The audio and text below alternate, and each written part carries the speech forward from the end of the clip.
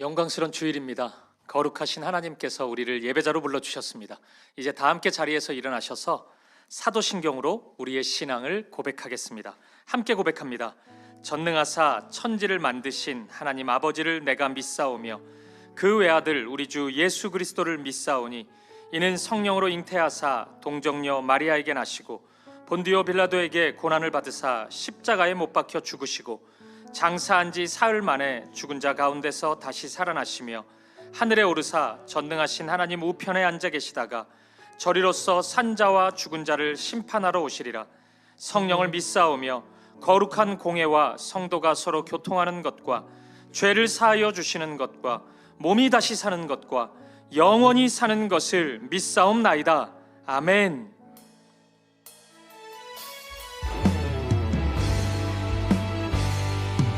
우리의 마음과 정성과 뜻을 다하여 신실하신 하나님을 찬양하며 나아갑니다. 신실하신 하나님, 신실하신 하나님, 신실하신 주, 나의 주 하나님을 신실하신 주님 보좌 앞에 나가 주님 보좌 앞에 나가 참된 안식과 기쁨 나누리겠네. 경배하며 주의 얼굴 구할 때 신실하신 주님 참 신실하신 하나님, 신실하신 하나님, 신실하신 주, 나의 주 하나님을 신실하신 주님, 주 영광 여기 임하사, 주 영광 여기 임하사, 열방 향해 그 빛 비추소서. 주의 얼굴 구할 때 주의 향기 머무소서. 주 영광 여기 임하사, 주 영광 여기 임하사, 열방 향해 그 빛 비추소서. 주의 얼굴 구할 때 주의 향기 머무소서. 예배합니다. 예배합니다. 찬양합니다. 주님만 날 다스리소서. 예배합니다. 찬양합니다. 주님 홀로 높임 받으소서. 예배합니다. 예배합니다. 찬양합니다. 주님만 날 다스리소서. 예배합니다. 찬양합니다. 주님 홀로 높임 받으소서. 주님 홀로 높임 받으소서. 주님 홀로 높임 받으소서. 주님 홀로 높임 받으소서. 주님 홀로 높임 받으소서.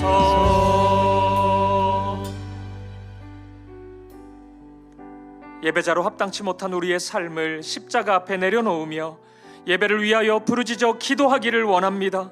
주여 은혜를 부어 주옵소서. 다 같이 통성으로 기도하시겠습니다.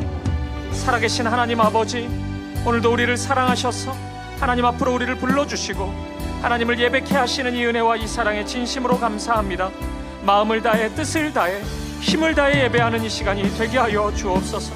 지난 한 주 우리의 삶을 회개합니다. 하나님 사랑 안에 거하지 못했고 하나님 자녀로서 합당치 못했던 우리의 죄와 어두움이 있습니다. 회개하오니 우리를 용서하시고 우리를 새롭게 하여 주옵소서. 오늘 우리의 예배 가운데 말씀하여 주시고 말씀의 능력과 은혜와 사랑으로 우리에게 임하여 주시옵소서. 우리 안에 있는 모든 아픔과 두려움을 씻어주시고 걱정과 염려를 내려놓고 이 예배를 기쁨으로 감사로 하나님께 올려드리게 하여 주옵소서. 오늘 우리 사김의 교회를 붙잡아 주시옵소서. 걸어가는 모든 발걸음이 하나님의 말씀에 순종하는 걸음 되게 하시고 사랑하게 하시고 하나 되게 하여 주옵소서. 주님의 신실한 한 몸을 이루게 하여 주옵소서. 모든 성도들의 삶과 가정을 기억하여 주시고 은혜와 평강으로 임하여 주시옵소서. 특별히 우리 수험생 아이들과 가정마다 하나님의 은혜와 평강을 부어주시고 오늘 예배 가운데 주님 십자가의 능력으로 부활의 생명으로 함께하여 주시옵소서. 은혜를 부어 주시옵소서.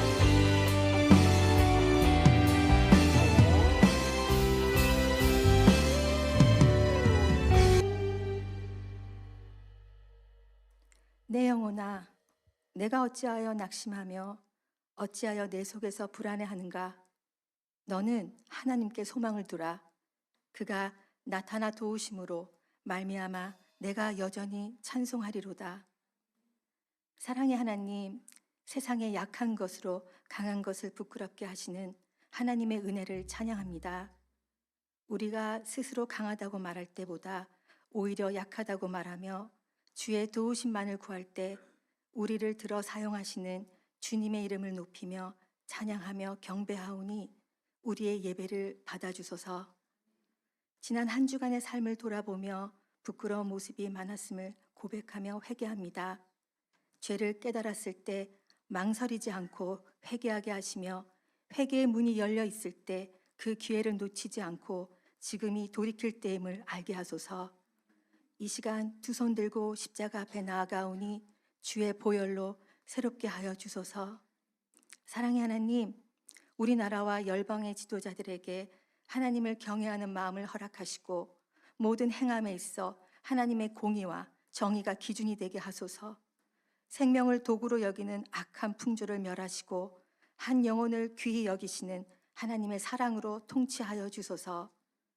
죽기까지 사랑하신 십자가의 사랑으로 죄인인 우리를 품으셨듯이 오늘 성만찬을 통해 주를 사랑하는 마음과 함께 이웃을 향한 사랑이 확장되고 원수 맺었던 관계들이 회복되게 하소서. 나와 우리 가족만을 위한 기도에서 민족과 세계 열방을 위한 기도의 지경도 넓어지게 하소서. 사랑의 하나님, 사랑의 교회가 사귐의 교회가 성령으로 하나 되게 하시고 주의 사랑으로 사귐이 풍성하게 하소서. 상처로 상한 심령들이 치유되고 회복되며 소유와 지식과 세상의 명예로 인한 차별이 없게 하시고 겸손과 사랑으로 섬김이 본이 되는 교회가 되게 하소서. 교회가 준비하는 모든 행사를 주님의 손에 올려드립니다. 모든 사역과 봉사, 선교의 주인이 되셔서 사람의 뜻이 아닌 오직 하나님 아버지의 뜻만이 서게 하시며 모든 사명이 순적하게 거룩하게 이루어지게 하소서. 사랑의 하나님, 돌아오는 목요일에는 수능 시험이 있습니다. 이제는 모든 것을 주님께 맡겨드립니다. 하나님이 평안을 주신다면 수능은 더 이상 두려움의 시간이 아니라 소망의 시간이 되는 줄 믿습니다. 두렵고 떨리는 마음을 주님의 능력을 의지함으로 담대하게 시험을 치르게 하시고 결과에 대한 불안한 생각으로 긴장될 때마다 세상이 줄 수 없는 평안함으로 인도하여 주소서. 시험 당일의 몸과 마음을 성령으로 주관하여 주시고 수능 이후의 모든 과정도 선한 길로 인도하여 주소서. 여호와를 경외하는 것이 지식의 근본이라 하셨사오니 모든 다음 세대가 인생의 고비마다 주님께 의지하고 기도하는 믿음의 자녀들이 되게 하소서. 주를 앙몽하는 자에게 새 힘을 주시는 하나님, 말씀을 전하시는 유병희 목사님의 신원을 강건케 하시고 하나님의 뜻을 잘 대언할 수 있도록 성령으로 지혜와 능력을 공급하여 주소서. 목사님을 통해 선포되어지는 말씀이 우리의 인생을 변화시키는 능력의 말씀이 되게 하시고 새 힘을 얻어 하나님의 말씀대로 순종하며 살게 하소서. 이 시간 교회를 위해 섬기는 모든 봉사자들의 수고를 기억하시고 영육간에 하늘의 복으로 채워주시길 원하며 지금도 그리고 영원히 우리와 함께 하실 살아계신 예수 그리스도 이름으로 기도드립니다. 아멘.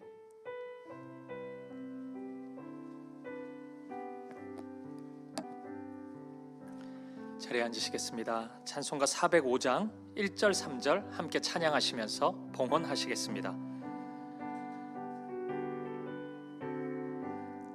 주의 친절한 팔에 안기세 우리 마음이 평안하리니 항상 기쁘고 복이 되겠네 영원하신 팔에 안기세 주의 팔에 그 크신 팔에 안기세 주의 팔에 영원하신 팔에 안기세 주의 보좌로 나갈 때에 기뻐 찬미 소리 외치고 겁과 두려움 없어지리니 영원하신 팔에 안기세 주의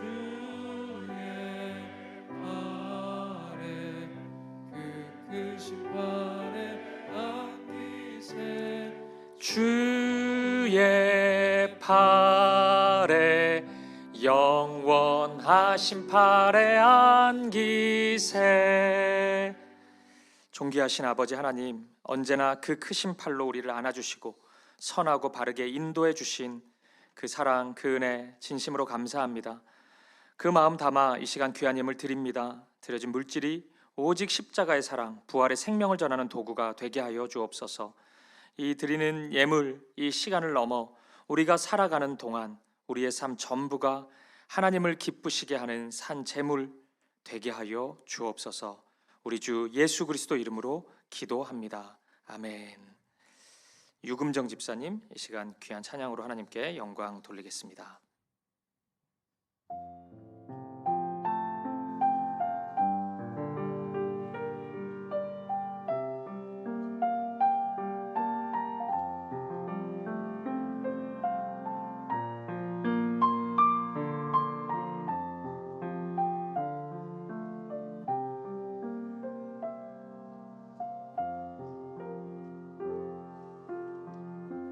어느 날 다가온 주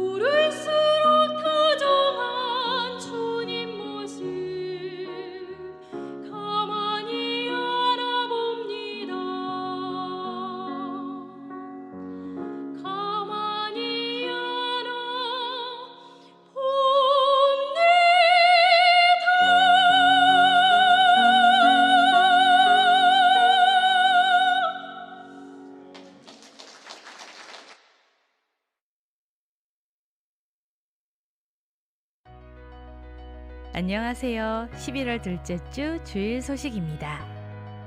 오늘 1부부터 3부 예배 중에 성찬식이 진행됩니다. 예수님의 십자가 사랑을 깊이 기억하며 경건한 마음으로 성찬에 참여하시기 바랍니다. 수능을 앞둔 자녀들을 위해 함께 기도하는 수험생 기도회가 진행 중입니다. 특히 수능 당일인 11월 13일 오전 8시 30분 사랑하는 수험생 한 명 한 명의 이름을 부르며 축복하는 기도의 자리에 함께 해주시기 바랍니다. 중보기도의 본질과 실제를 배우는 중보기도 세미나가 진행 중에 있습니다. 기도의 자리에서 하나님의 마음을 배우며 중보기도의 은혜를 함께 누리는 귀한 시간이 되시기를 바랍니다. 다가오는 추수감사절, 온 성도가 함께 참여하는 감사의 프로젝트가 진행됩니다. 감사나무 열매, 홀리페이백, 감사일기, 땡스보드 등 다양한 방법으로 감사의 마음을 표현하실 수 있습니다. 아울러 다음 주일은 추수감사주일로 드리며 예배 중 감사헌금 시간이 있으니 참고해 주시기 바랍니다. 풍성한 가을, 깊은 감사를 함께 나누는 은혜로운 시간이 되기를 기대합니다. 더 자세한 소식은 주보를 참고해 주세요. 그럼 오늘도 행복하고 은혜로운 주일 보내시길 바랍니다. 2부 예배 오신 사랑하는 성도님들 환영하고 축복합니다. 우리 옆에 있는 분들 바라보시면서 인사 나누도록 하겠습니다. 사랑합니다. 축복합니다. 참 잘 오셨습니다. 사랑합니다. 축복합니다. 교회 소식 몇 가지 확인해 드리도록 하겠습니다. 영상 광고 나간 것처럼 오늘은 하반기 성찬식 진행됩니다. 예수님 사랑 기억하면서 우리 함께 참여해 주시면 되겠습니다. 이제 수능이 됐네요. 우리 다가오는 목요일이 수능 시험인데요. 우리 교회 주보에 보면은 수험생 명단이 들어가 있습니다. 한 주 한 주 명단이 계속 늘어가고 있는데 그 이유는 수능 안 치는 줄 알았는데 N수생 중에 또 이제 뒤늦게 사실 저도 쳐요 뭐 이런 식으로 돼가지고 지금 39명까지 지금 늘어났습니다. 우리 아이들 위해서 많이 기도해 주시고요. 당일날 비전센터에서 우리 8시 30분부터 기도회 진행됩니다. 우리 39명의 자녀들 또 우리가 기도해야 될 또 단대부고 고3들이 있습니다. 우리 이 학교가 시험 잘 봐야 됩니다. 그래야지 우리한테도 뭐든 좋아요. 그래서 기도 좀 많이 해주시고요. 오시면은 이렇게 기도에 집중하실 수 있도록 여러 가지 간식, 식사 교회에서 준비해 드리겠습니다.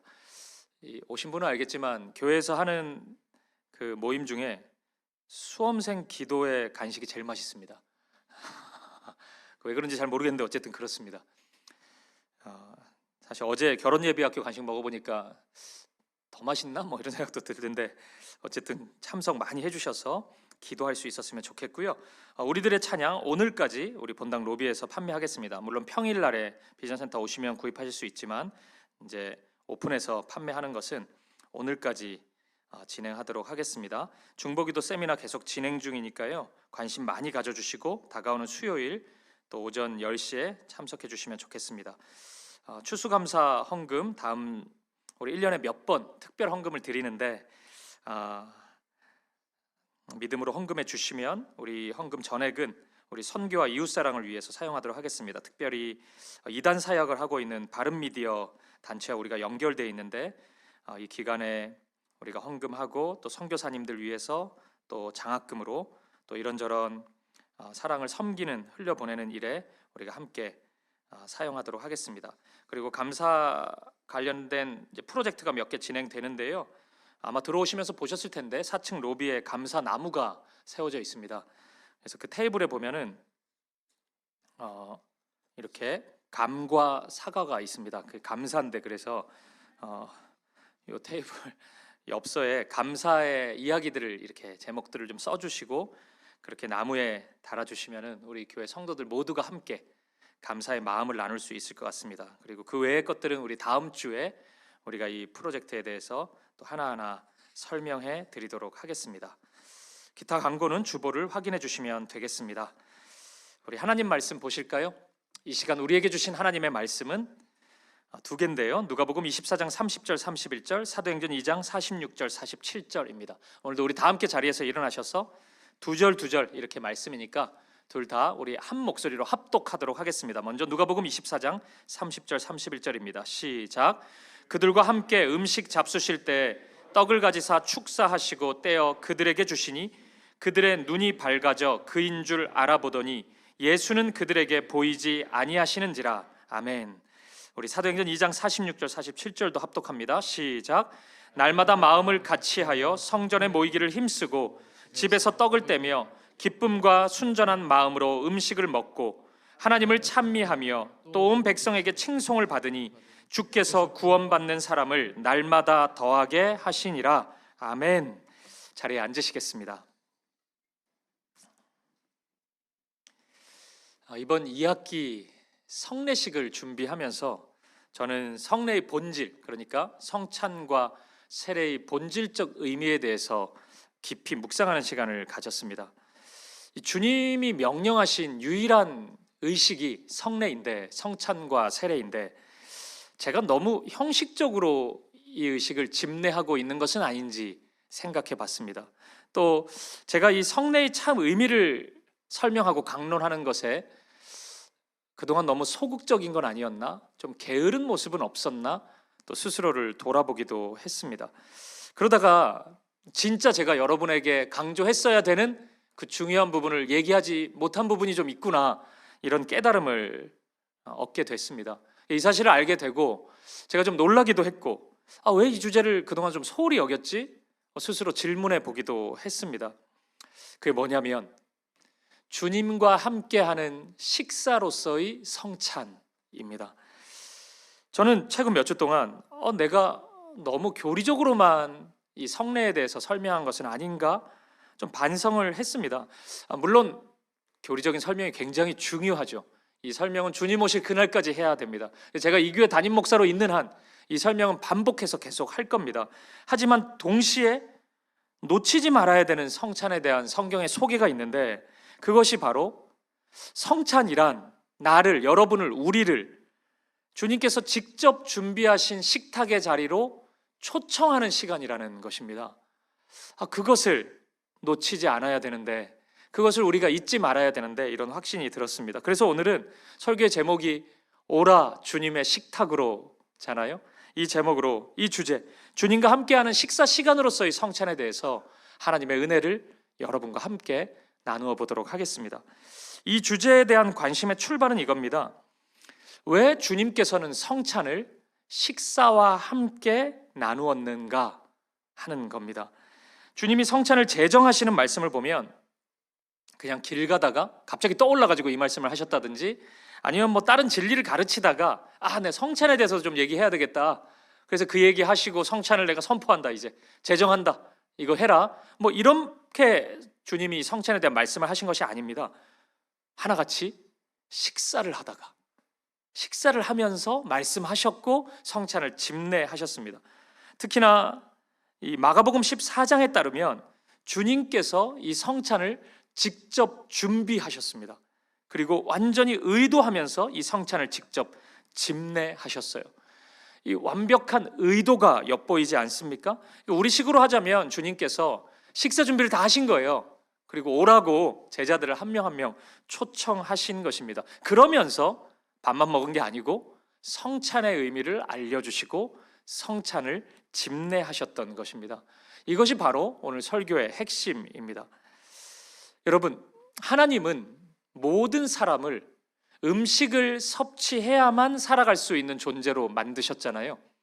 이건 대단한 설명이 필요한 건 아니지 않습니까? 근데 그 음식을 섭취할 때의 즐거움도 우리에게 주셨습니다. 그래서 모두가 그 먹는 즐거움을 압니다. 우리는 잘 알아요. 물론 이 즐거움 너무 과하면 식탐으로 이어져가지고 좀 피해야 되는 요소도 있긴 한데, 분명히 하나님이 허락해 주신 것입니다. 근데 그 즐거움 안에는 또 함께하는 즐거움도 있습니다. 그러니까 이 즐거움이 나만 먹을 때 즐거운 게 아니잖아요. 함께 먹을 때도 또 거기서만 오는 즐거움이 있단 말이에요. 누군가에게 음식을 준비해 줄 때의 기쁨도 있습니다. 누군가와 그것을 나눌 때의 기쁨, 그를 섬길 때의 즐거움, 기쁨이 분명히 있는 것입니다. 이 즐거움은 여러분 특정 사람에게만 준 게 아니에요. 믿음이 좋은 사람에게만 준 게 아니라고요. 목사에게만 준 게 아니라고요. 여러분들 우리 모두가 누리지 않습니까? 오히려 더 많이 누리시잖아요. 음식을 먹는. 그러니까 이거는 모든 사람이 누릴 수 있는 어떤 일반적인 은총인 겁니다. 모든 사람이 음식을 나누고 함께 먹으면서 기쁨을 누릴 수 있는 거예요. 근데 독특한 점은 이 즐거움을 가장 먼저 가장 자주 나누는 공동체가 가정이라는 겁니다. 아이가 태어나면 배고픔의 본능을 가지고 있죠. 그거 뭐 학습해가지고 아는 게 아니잖아요. 다 배고파합니다, 아이는. 근데 이 배고픔을 채워주는 대상이 엄마지 않습니까? 부모님이잖아요. 부모가 그 배고픔을 채워주잖아요. 그러니까 하나님이 이 세상을 디자인하실 때 아이가 태어나면 배고플 텐데 그 배고픔을 채워줄 어떤 피조물을 또 특별히 만든 게 아니라고요. 강아지를 만들면서 너는 배고픔을 채워줘야 돼, 이런 게 아니잖아요. 그냥 엄마가 하는 겁니다. 부모가 하는 거예요. 이것은 가정을 향한 특별한 선물임이 분명합니다. 돌보시고 함께 하시고 지켜주시는 그 하나님의 사랑을 배고픔을 채워지는 방식으로, 식사 교제를 하는 방식으로 하나님은 누리도록 하셨는데 그걸 가정에서 가장 먼저 누리도록 하셨다는 겁니다. 가족이 함께 누릴 수 있도록 하나님께서 선물로 주셨다는 거예요. 이런 차원에서 여러분, 오늘날 이 가족 간의 식사 시간이 점점 희미해지고 사라지고 있는 것은 굉장히 가슴 아픈 일이 아닐 수 없습니다. 이 문화적인 변화, 사회적인 분위기 너무 아쉽게 다가옵니다. 이 가족이라는 그 의미의 한자어인 식구가 먹을 식의 입구잖아요. 그러니까 먹는 거예요. 밥을 먹는 공동체가 가족입니다. 가정이에요. 그러니까 밥을 먹을 때 여러분 대화를 할 수 있거든요. 교제가 된다고요. 그리고 그때의 교제가 있을 때 진짜 중요한 나눔도 일어날 수 있는 겁니다. 부모와 자녀의 관계를 생각해 보면 자녀가 학교에서 성적을 잘 받는 그런 지식적인 면은 뭐 학교나 뭐 학원이나 뭐 과외 이런 거 잘하면 됩니다. 근데 진짜 소중한 지혜, 세상을 살아가는 지혜, 믿음, 그런 것들은 이 부모님을 통해서 가족 안에서 전수돼야 되는 교육이거든요. 그 밥을 먹으면서 진행되는 겁니다. 근데 식사 시간이 없어지니까 그게 안 되는 거예요. 그것을 전해줄 기회를 놓치고 있는 것입니다. 여러분, 이런 차원에서 초대교회의 모습을 보면 초대교회 성도들은 유독 식사 교제를 많이 나누었다는 것을 알 수 있습니다. 왜냐하면 가장 근본적인 이유는 진짜 가족으로 생각했거든요, 서로를. 그러니까 식구니까 밥을 먹었던 겁니다. 식사하면서 누릴 수 있는 즐거움을 함께 공유했던 겁니다. 예수님도 그러셨습니다. 이 식사 교제를 예수님의 사역을 보면 정말 자주 유용하게 활용하셨습니다. 특히나 하나님이 필요한 자들, 하나님의 사랑에 간절한 자들, 소외된 자들, 사회적으로 결핍이 있고 멀리 구성원으로부터 멀리 떨어져 있는 자들, 그들과 교제할 때는 어김없이 예수님은 식사를 하십니다. 근데 가볍게 한 끼 때우는 것도 아니에요. 바쁘면 저도 가끔 그럴 때 있는데 밥 먹으면서 뭐 만날까요? 뭐 이렇게 할 때 있는데 그 이제 너무 바쁘니까 그런 건데 그냥 한 끼 식사 때우는 게 아니고 아주 제대로 식사를 하세요, 예수님이. 그래서 심지어는 예수님을 향해 사람들이 먹기를 탐하는 자라고 이야기하기도 했습니다. 그러니까 예수님을 향한 식사와 관련된 상반된 평가가 있는데 먹기를 탐하는 자로 했다가 식사할 겨를도 없으셨느니라, 이런 표현도 있단 말이에요. 제가 옛날에 진짜 사랑했던 말씀인데 이게 식사할 겨를도 없으셨느니라. 왜 이렇게 밥을 좋아하나 이래가지고. 어쨌든 예수님은 제대로 식사 교제를 했던 거예요. 우리가 풍성한 식사의 교제하면 떠오르는 잔치의 모습 하나가 있는데 그게 오병이어의 잔치입니다. 그 모습 가만히 생각해 보면 그때 완전 제대로 된 잔치인데, 그때가 기적의 잔치인데 그 현장에 있었던 사람들이 다 소외된 사람들입니다. 마태복음 14장을 보면 몸이 아픈 사람들, 얼마나 경제적으로 가난했다면 먹을 거 하나 나눌 수 없는 사람들, 소외된 사람들, 결핍 중에 가장 결핍이 심한 사람들이 다 모여 있었습니다. 마태복음 14장을 보면 두 개의 잔치를 묘하게 비교하고 있는데 하나는 헤롯 왕의 생일 잔치고 하나는 오병이어의 잔치입니다. 여긴 빈들에서 진행되는 거죠. 헤롯 왕의 생일 잔치는 세상에서 잘 나간다는 사람 다 모여 있습니다. 산의 진미가 넘쳐요, 거기는. 근데 거기는 생명이 빠져 있거든요. 근데 예수님의 오병이어의 잔치는 빈들이고 아픈 사람 너무 많고 연약한 사람들 가득하지만 주님의 생명이 흘러갑니다. 그러니까 예수님의 식사 시간을 가만히 보면 이사야 55장 1절이 성취되는 것처럼 보입니다. 이 말씀 한번 보실까요? 세 번역 성경으로 우리 같이 한번 읽어보겠습니다. 시작. 너희 모든 목마른 사람들아 어서 물로 나오너라. 돈이 없는 사람도 오너라. 너희는 와서 사서 먹되 돈도 내지 말고 값도 지불하지 말고 포도주와 젖을 사거라. 아멘. 하나님의 생명이 필요한 모든 이들을 향한 하나님의 초청이 예수님의 식사 교제를 통해 온전히 성취되었던 것입니다. 여러분, 저 또한 이 신앙생활의 여정을 돌아보면 하나님을 향한 믿음과 식사가 굉장히 밀접한 연관성이 있었구나를 제가 확인할 수 있습니다. 피부로 제가 느꼈던 사람이에요. 저는요, 아직까지 제 학창 시절에 교회에서 먹었던 밥이 생각이 납니다. 제가 이 초등학교 때부터 이제 교회를 열심히 나갔던 것 같은데, 그때 교회 열심히 나갔던 이유가 사실 밥이에요. 밥. 여름 성경학교 하면은 카레라이스, 짜장밥 이런 거 줬는데 이게 집에서 좀처럼 먹을 수 없었던 거거든요. 이게 너무 맛있었어요. 그래서 적극적으로 갔습니다. 제가 밥 먹으러 갔어요. 사실은 제가 제 인생에서 가장 맛있게 먹었던 비빔밥이 있거든요. 전주 비빔밥이 아니에요. 중2인가 중3인 것 같은데 수련의 마지막 날 점심에 먹었던 비빔밥입니다.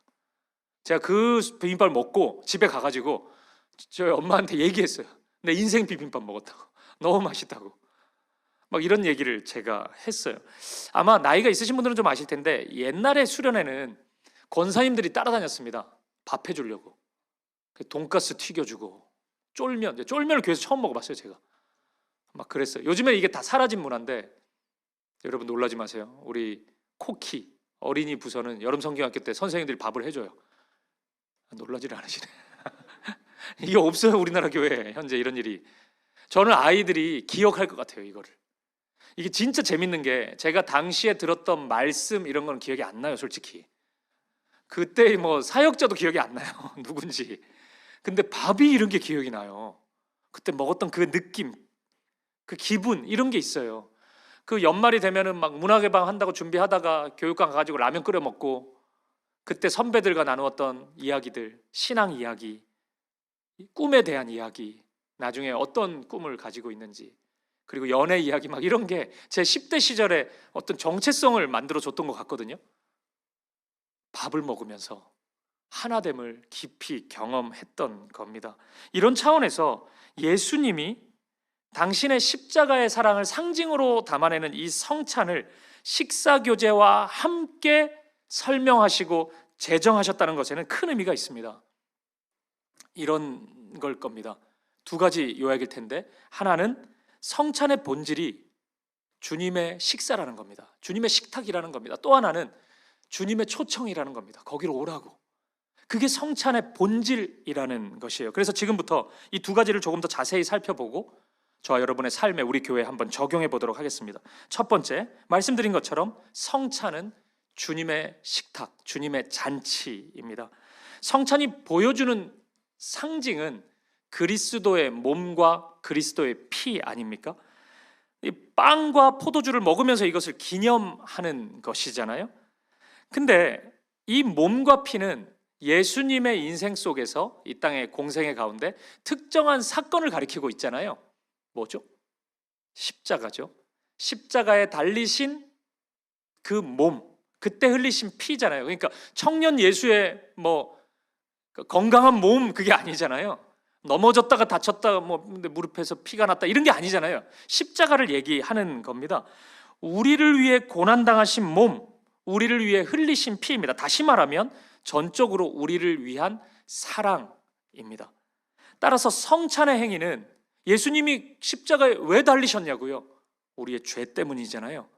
우리의 이전의 모습을 가장 먼저 떠오르게 해줍니다. 죄로 인해 죽을 수밖에 없었던 우리, 그 비참함, 그 외로움, 그 공고함, 절망감, 메마름을 성찬이 우리에게 보여주는 겁니다. 내가 이전에 그랬던 사람이지. 주님 아니었으면 내가 그렇게 살아야 되었던 사람이지. 그것을 깨닫게 해줘요. 예수님은 이 모습을 누가복음 15장의 탕자 이야기를 통해 입체적으로 보여줍니다.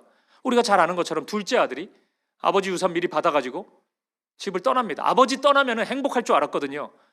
흥청망청 돈 쓰면서 살아요. 근데 어떤 일이 벌어지냐면 인생이 경험할 수 있는 가장 비참한 자리까지 내려갑니다. 죽음을 방불케 하는 비참함이었습니다.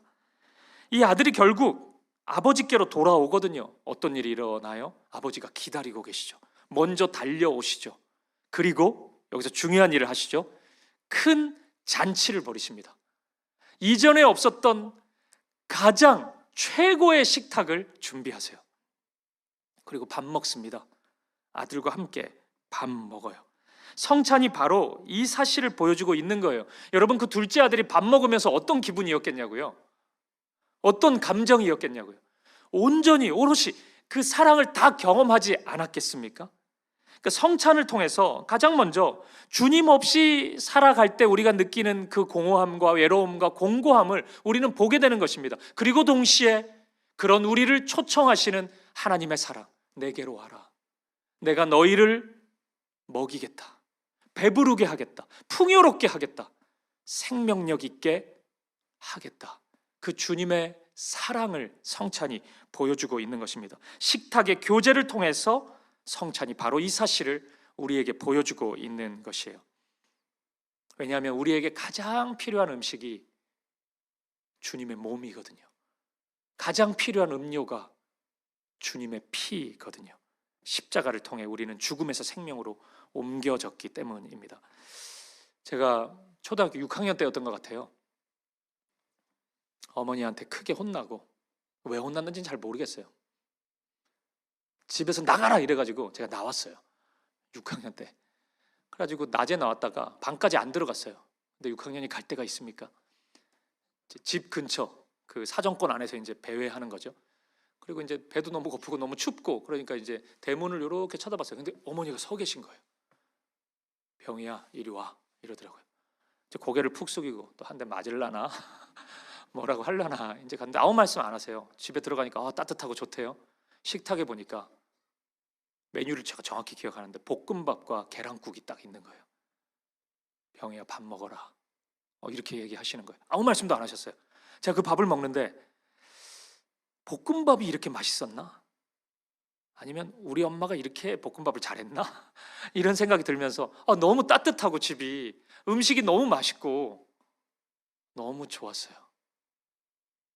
아무 말씀하지 않았지만 엄마가 나를 사랑한다는 거 충분히 느낄 수 있었고, 그 사랑이 어떤 머리로 이해되는 게 아니고 마음으로, 가슴으로 따뜻하게 충분히 다가왔습니다. 주님이 준비하신 식사 자리가 이런 성격을 가지고 있는 것 같아요. 그냥 늘 먹던 밥 한 끼가 아니라 우리가 진짜 먹어야 되는 그 식사 한 끼를 하는 것입니다. 성경에 보면 다 그래요. 광야에서 이스라엘 백성들에게 만나와 메추라기를 내려주실 때 그러지 않았습니까? 엘리야 선지자 기억하시죠? 까마귀를 통해서 그를 먹이실 때 그 따뜻함이 느껴지지 않습니까? 엘리야가 사역에 지쳐가지고 로뎀나무 그늘에 누워서 막 자살하겠다 그러고 막 쓸데없는 소리 막 하고 그럴 때 천사를 보내서 먹이시거든요. 그 따뜻함이 느껴지세요? 이 오병이어의 잔치가 느껴지세요? 이 둘째 아들이 탕자가 집으로 돌아왔을 때 먹었던 그 식사의 따뜻함이 느껴지세요? 여러분 기억하십시오. 주님이 식사를 준비하시는 것은 그 사랑을 보여주시기 위함입니다. 그리고 그 사랑의 절정이 성찬이라는 것이에요. 그래서 주님이 제정하신 것입니다. 수시로 이 밥을 먹으라고 우리에게 말씀하시는 거예요. 이 성찬에서 주님은 가장 소중한 음식을 내어주십니다. 주님의 몸입니다. 우리가 주님의 사랑, 그 따뜻함을 온전히 느끼길 원하십니다. 그래서 말씀을 한번 보실까요? 시편 107편 9절을 보면 하나님의 식사를 이렇게 말씀하십니다. 같이 읽어보죠. 시작. 그가 사모하는 영혼에게 만족을 주시며 줄인 영혼에게 좋은 것으로 채워주심이로다. 아멘. 그런 분이십니다. 그렇게 식사를 준비하세요. 그리고 145편 15절 16절도 보시면 세번역 성경으로 제가 한번 읽어드릴게요. 만물이 모두 주님만을 바라보며 기다리니 주님께서 때를 따라 그들에게 먹거리를 주신다. 주님께서는 손을 펴시어서 살아있는 피조물의 온갖 소원을 만족스럽게 이루어 주십니다. 아멘. 우리 주님이 이런 분이십니다. 오늘 우리가 성찬을 하는데 이 성찬을 통해서 이 사랑을 경험할 수 있기를 바랍니다. 우리를 격려하시고 위로하시기 위해 우리에게 생명의 음식을 주시기 위해 식사를 준비하신 셰프가, 직접 셰프가 되신 그 예수님, 그 아름다운 사랑을 볼 수 있길 바라고, 그 생명의 음식을 먹고 천국의 잔치를 경험할 수 있는 오늘 예배의 시간이 되기를 주님의 이름으로 간절히 축복드립니다. 그리고 두 번째, 성찬은 주님의 초청입니다. 우리 주님은 주님의 사랑이 필요한 모든 이들을 사랑하십니다. 그래서 언제나 손수 준비한 음식을 마련해놓고 모두를 초청하세요. 내게로 오라 말씀하십니다. 마태복음 11장 28절에서 주님은 이렇게 말씀하십니다. 같이 한번 읽어보죠. 시작. 수고하고 무거운 짐진 자들아 다 내게로 오라 내가 너희를 쉬게 하리라. 아멘. 어떤 분들은 이 말씀을 가지고 예수님이 경상도 뿐이냐 사투리를 쓴다 이렇게 하시던데, 마태복음을 줄이면 마잖아요. 보통 성경 마지막에 그걸 말씀을 붙이지 않습니까? 너희를 쉬게 하리라 마. 네, 죄송합니다. 1부 때도 안 통했는데 3부는 안 해요 이거. 내게로 오라고 말씀하세요. 주님은 언제나 대상을 가리지 않습니다. 환경도 없어요. 언제든지 누구나 내게로 오라 그렇게 말씀하십니다. 근데 여기서 중요한 진리가 하나 더 있어요. 그것은 먼저 초청되어 그 생명의 음식을 맛본 자들을 통해 주님은 당신의 식탁으로 사람들을 초청한다는 것입니다. 그러니까 우리가 그 음식을 맛보았다면, 그 사랑을 안다면 우리가 초청장이 되는 것입니다. 그래서 그 생명의 음식이 필요한 이들을 주님의 식탁으로 안내하게 된다는 것이에요. 이게 참 이상한 변화죠. 그러한 삶이라는 것은 결국 십자가를 자랑하는 삶이 될 텐데, 이게 세상의 눈으로 보면 십자가만큼 미련하고 어리석고 비참하고 불쾌해 보이는 게 없죠. 근데 우리는 알죠. 그 십자가가 나를 살렸다는 것을 알고 내 앞에 있는 이 사람도 살릴 것이라는 확신이 있기 때문에 우리는 이 식탁의 자리에 모든 영혼들을 기꺼이 당당하게 초청할 수 있는 것입니다. 저는 오늘 사도행전의 본문이 그것을 잘 보여주고 있다고 생각해요. 우리 다시 사도행전 2장 46절을 보시겠습니까? 우리 이 말씀 같이 한번 읽어보죠. 시작. 날마다 마음을 같이하여 성전에 모이기를 힘쓰고 집에서 떡을 떼며 기쁨과 순전한 마음으로 음식을 먹고. 아멘. 이 말씀은 누가 보더라도 성찬의 모습을 담고 있습니다. 공동체가 함께 성찬을 나누고 있어요. 근데 이 성찬을 기준으로 앞에 이야기와 뒤의 이야기는 초대교회 성도들의 이 초청장이 된 모습, 그 모습을 알려주고 있어요. 44절과 45절을 보면 한번 들어보세요. 믿는 사람이 다 함께 있어 모든 물건을 서로 통용하고 또 재산과 소유를 팔아 각 사람의 필요를 따라 나눠주며. 초청의 모습에 대한 힌트가 있는 거죠. 그러니까 오라 이 말 정도가 아니라 사랑의 밥을 먹었기 때문에 사랑을 실천하는 것입니다. 내 소유를 기꺼이 나눠주고 있었던 것이에요. 그리고 그 다음 절인 47절도 보면 하나님을 찬미하며 또 온 백성에게 칭송을 받으니 주께서 구원받는 사람을 날마다 더하게 하시리라. 숨겨진 의미가 있는 거죠. 더하게 하셨다는 것은 이 초대교회 성도들이 그 복음의 소식, 기쁜 소식을 기꺼이 나누었다는 이야기일 것입니다. 성찬을 중심으로 하나님의 사랑이 매우 구체적으로 드러나고 있는 거예요. 초대교회는 성찬에 참여한 모든 이들이 작은 예수가 되었던 것입니다. 그래서 어느 책을 보니까 뭐 이런 이야기가 있대요.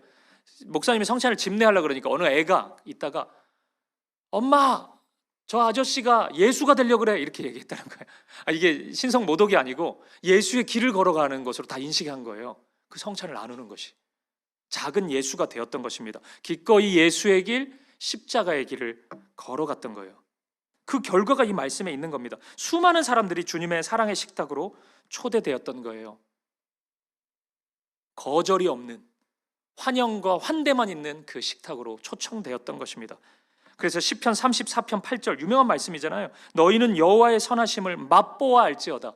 그 사랑은 맛보아 알아야 되는 것이거든요. 배우는 게 아니고 그 일들이, 그 열매가 초대교회에는 풍성히 일어났던 것입니다. 저는 이 사랑이 오늘 이 예배를 드리는 그리고 성찬에 참여하는 우리 모든 사김의 교회 성도들을 통해 흘러가기를 원합니다. 우리가 이제 다음 주가 추수감사주일인데, 추수감사주일을 시작으로 이제 연말까지 우리는 이 하나님의 사랑을, 감사를 이웃을 향한 사랑으로 적용해 보려고 합니다. 흘려보내는 사랑으로 실천해 보려고 해요. 몇 가지 우리 감사 프로젝트가 있는데, 그 중에 하나가 아까 광고를 잘 보셨는지 모르겠는데 홀리페이백입니다. 제가 그냥 이름을 붙여봤는데, 다음 주에 여러분들이 헌금한 추수감사 헌금은 페이백 할 겁니다. 다시 드릴 거예요. 개인적으로 드리진 않고 다락방마다, 우리 소그룹마다 이 헌금을 그대로 다 드릴 겁니다. 그것을 가지고 소그룹마다 직접 주님의 식탁을 준비하셔요. 주님의 사랑이 필요하고 주님의 음식이, 그 따뜻한 생명의 양식이 필요한 이들을 생각하면서, 여러분 헌금 쓰는 거, 많은 성도님들이 교회가 헌금 함부로 써서 상처받는다, 그 얘기 많이 하시더라고요.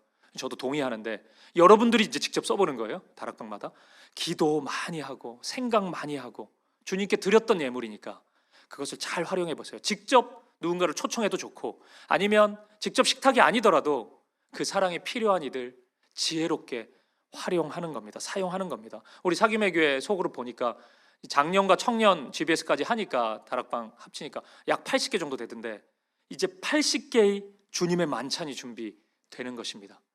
그 사랑을, 사랑의 식탁에 초청하는 사역을 우리가 감당하는 거예요. 저는 무척 기대가 됩니다. 이게 쉽잖아요. 그냥 헌금하고 어디다가 우리도 물질 보내고, 참 간단해요 이게. 근데 그렇게 하면 하나의 사김의 교회가 주님의 식탁을 준비하는 거지만, 우리 소그룹이 하면은 80개의 사김의 교회가 하는 것이거든요. 이게 이제 처음 하는 건데 잘 돼야 돼요 여러분.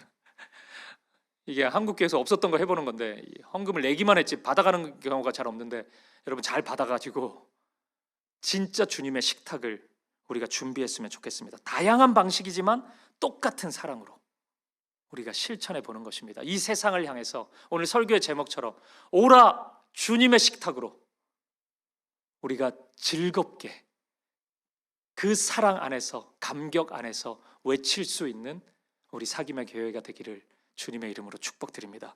말씀을 마무리하겠습니다. 기독교 신앙 역사에서 아주 유명한 문구 하나가 있습니다. 이겁니다. 한번 띄워줘 보시죠. 함께 기도하는 가족은 흩어지지 않는다. 유명한 문구입니다. 근데 어느 목사님이 이 문구를 이렇게 바꾸었더라고요. 함께 식사하는 가족은 흩어지지 않는다. 맞는 것 같습니다, 여러분. 우리가 함께 주님의 식탁으로 나아갈 때, 함께 성찬에 참여할 때 우리는 사랑 안에서 하나 될 것입니다.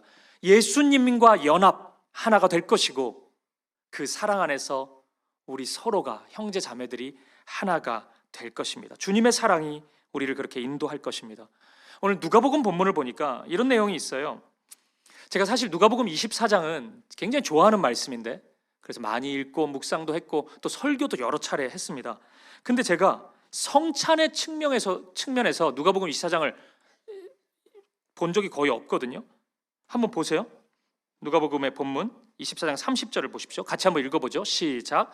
그들과 함께 음식 잡수실 때 떡을 가지사 축사하시고 떼어 그들에게 주시니. 아멘.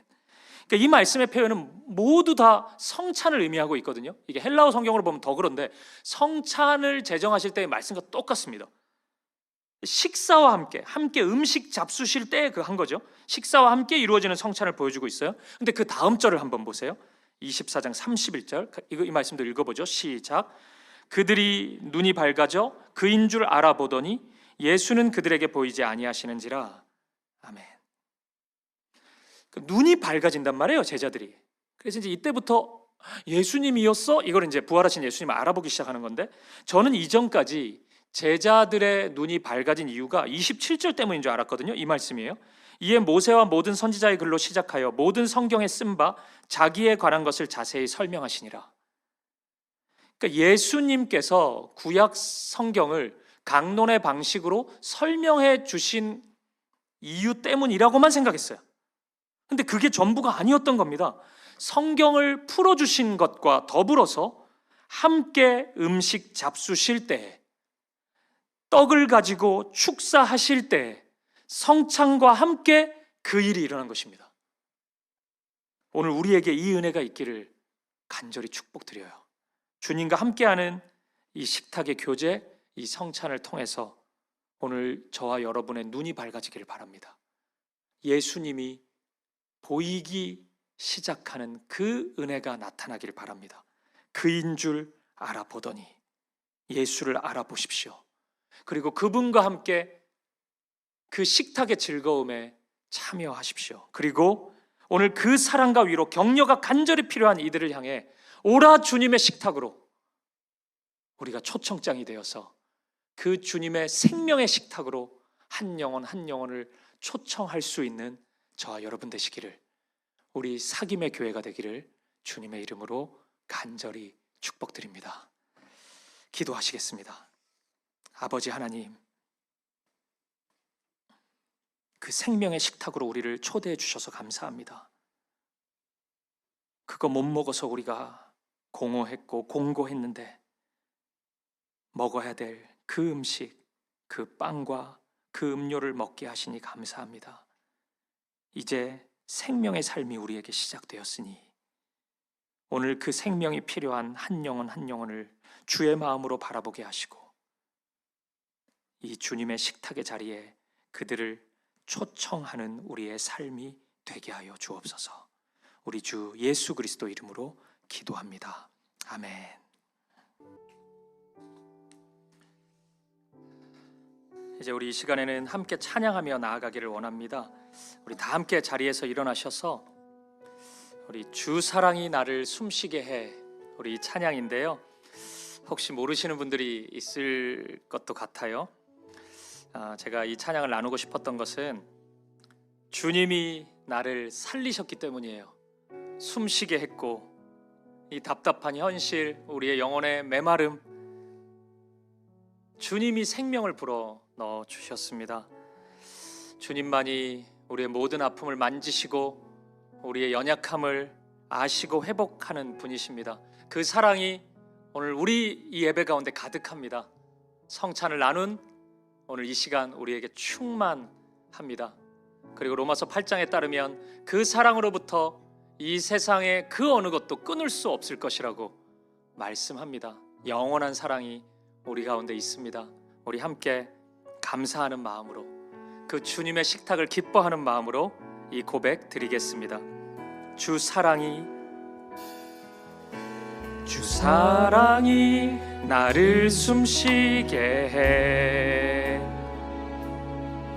세상 그 어떤 어려움 속에도 주 은혜로 나를 돌보시며 세상 끝날까지 지켜주시네. 주 사랑이 나를 이끄시네. 주 사랑이 나를 이끄시네. 내가 갈 수 없는 그곳으로 주의 사랑 나를 붙드시며 세상 끝날까지. 우리 다시 한번 고백하실까요? 주 사랑이 나를 숨쉬게 해.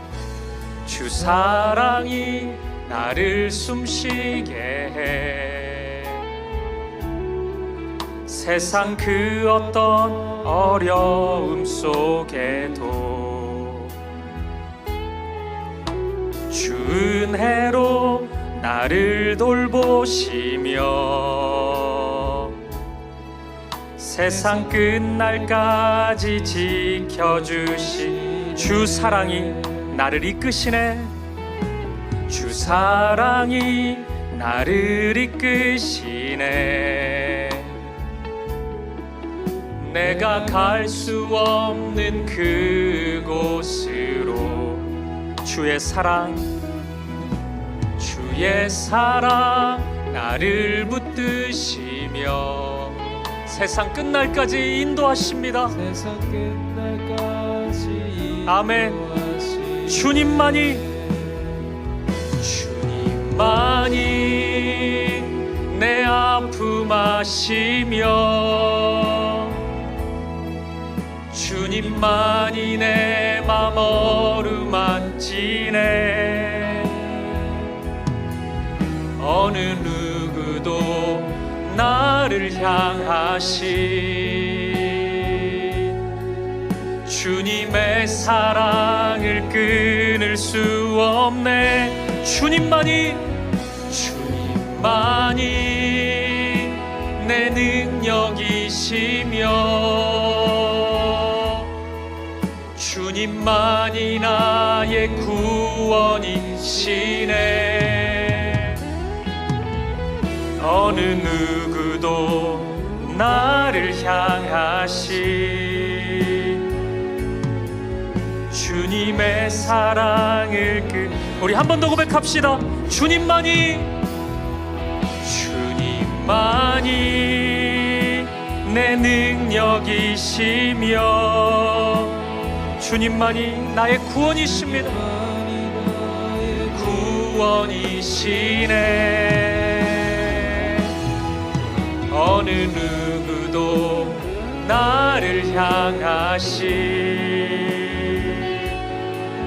주님의 사랑을 끊을 수 없네.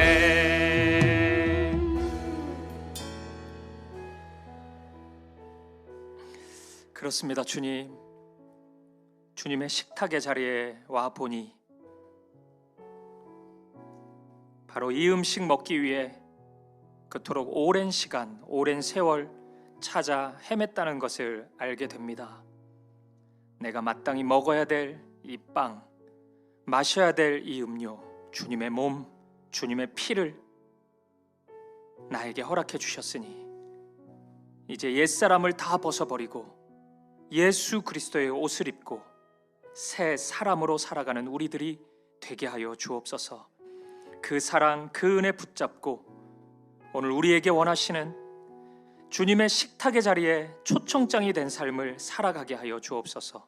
오늘 우리 곁에 그 음식 맛보고 싶어, 그 생명의 빵 먹어보고 싶어, 그 생명의 음료 마셔보고 싶어 헤매고 있는 한 영혼이 있다면 오라 주님의 식탁으로 우리가 외치고 그의 손을 붙잡고 이 생명의 식탁으로 인도할 수 있는 우리이길 원합니다.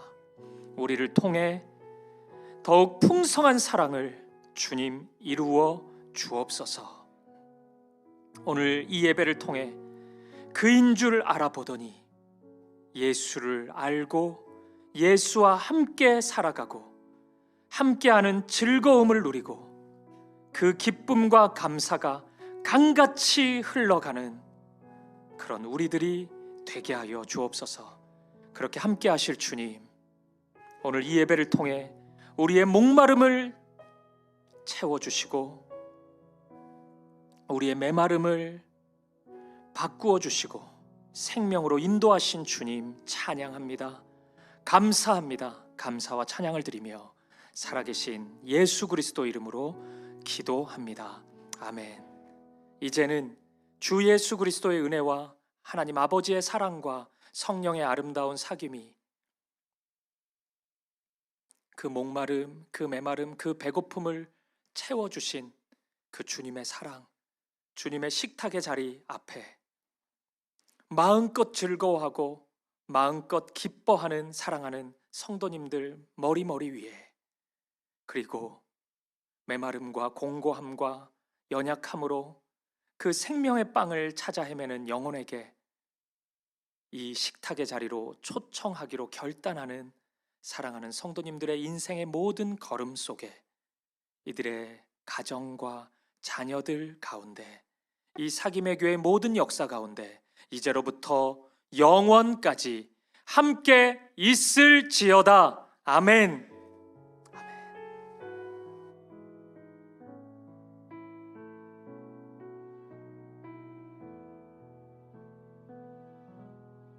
찬양 드리심으로 삶의 자리로 나아가겠습니다.